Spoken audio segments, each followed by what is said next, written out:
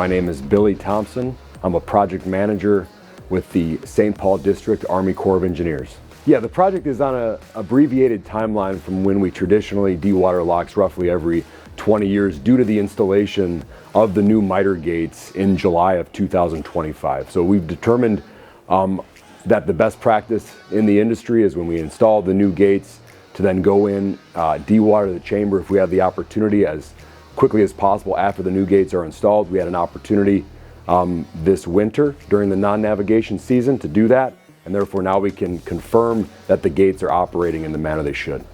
The dewatering of the chamber is also important because navigation on the Mississippi River is vital to our nation's economy. And so when we conduct preventative maintenance ahead of time during the non-navigation season, during the navigation season it allows the vessels to move up and down the river freely, which is one of the primary missions of the St. Paul District. In 2025, there was over 1,700 commercial navigation industry lockages, moving 8.4 million tons of commodities up and down river. It's a collaborative effort to have a successful project and deliver for the nation. It's highly impressive to see the maintenance and repair crew working within these harsh conditions out during the winter months.